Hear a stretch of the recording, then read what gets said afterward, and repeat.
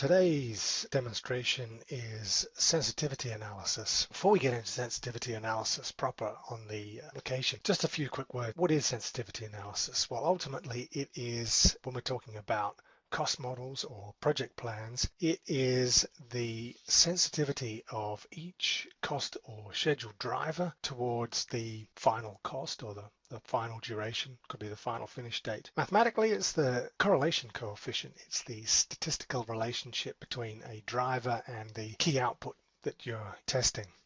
The purpose of sensitivity analysis is to find out if there's a little bit of a shift in things that happen, if there's a shift in changes, what are the ones that will cause the greatest impact on the total cost or the final project duration, for example.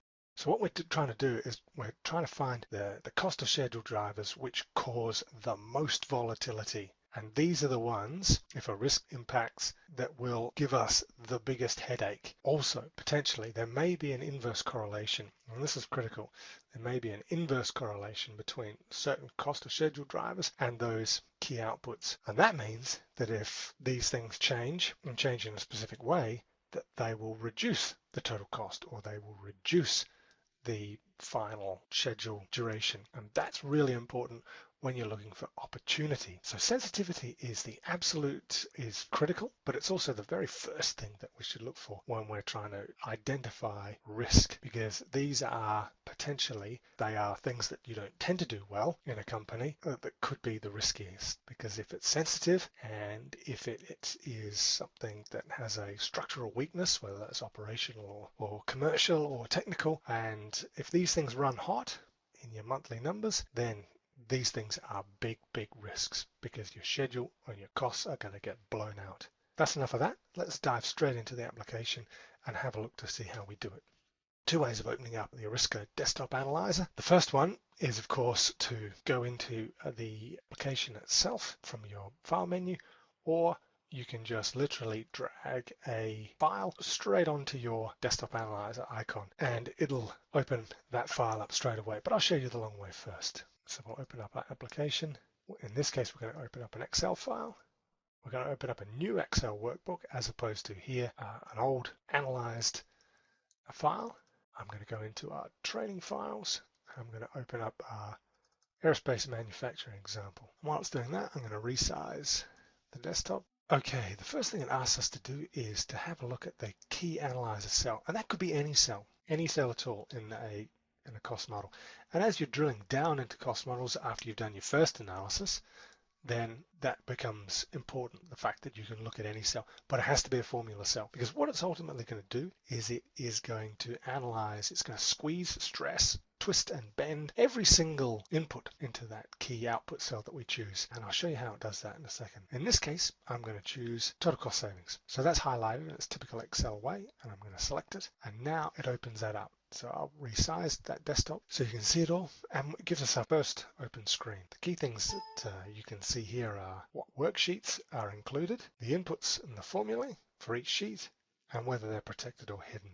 We've also got a confirmation that we've chosen the right cell, although we can change it, whether there are any links, and in other demonstrations we'll show you how you can, with these particular external workbook link tabs, how we can modify that or use those. And also we've got here some additional tabs which we've got particularly complex workbooks, but here we're just going to do a simple sensitivity analysis. The first thing you should know is within options we can change those sensitivity multipliers. By default they're set to 0.9 and 1.1, which is of that key output cell, that 2.319 million, it is going to squeeze every single input by 90% and by 110%.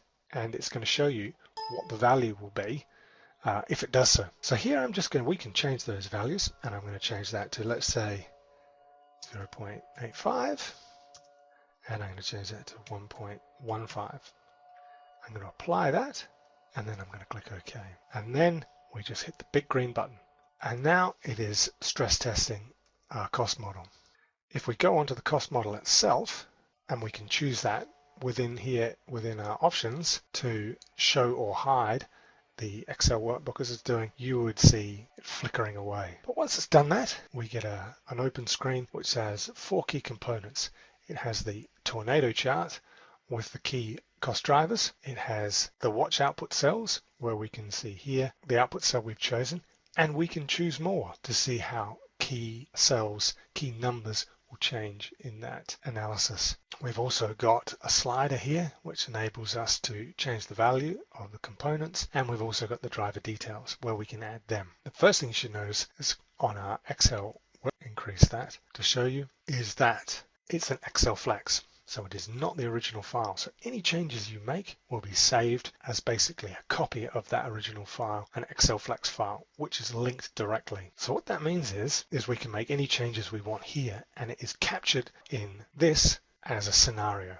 Over here, we've got the key cost drivers. For any of those cost drivers, we can see the cell location. We know which worksheet it's in. We know what the original value is, and we can also here, and if I just resize that, you can see it's meters squared. And you can see here there is no name for it. And if we want to find out what that no named key cost driver is, we simply have to right click and we go to that cell in the workbook. And we know that it is E1. So E1 we can see is a hard number, and we know that the should cost in the year is the biggest cost driver, which is not relevant to us at the moment because that is just what we would like it to be. But here we can see our other cost drivers, and we know that in this case, N8 relates to 0.75 meters cubed of the component forging volume.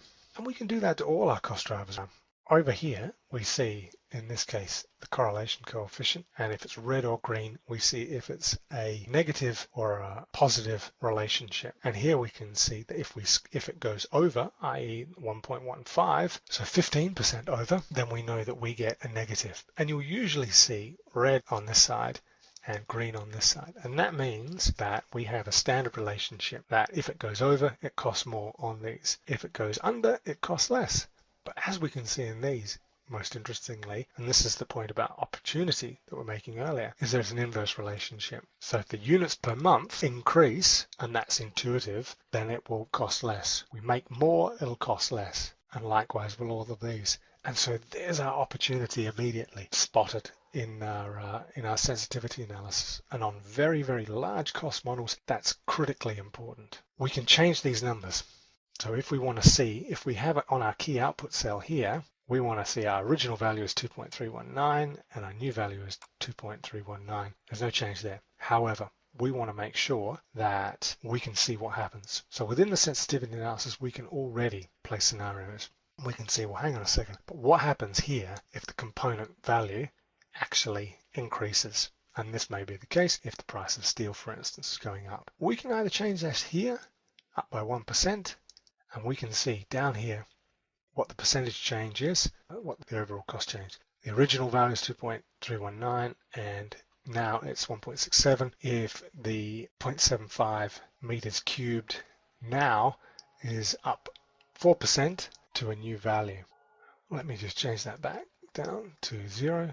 If we have a different change and we say we want to change it by 10%, we choose that and we want to change it by 10%, and you can see here in this area here 1.26, we're going to change it all the way up to 10%, 10.06.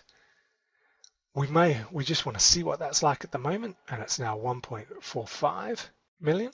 We may wish to apply it a flex file and with a negative 62.57% change. So now you can get incredibly detailed and very, very precise scenario analysis from the sensitivity analysis. Well, that wraps up our sensitivity analysis. In future demonstrations, we're going to look at then moving that along and simulating that with to deliver Monte Carlo simulations and other graphical reports, and how we will take this tornado chart into create uncertainty, 3-point analysis uncertainty, how we'd create risk and opportunity, and then how we'll create those graphical charts. In the meantime, that's all for sensitivity analysis. I hope you've enjoyed today's demonstration. If you have, please subscribe and don't feel shy.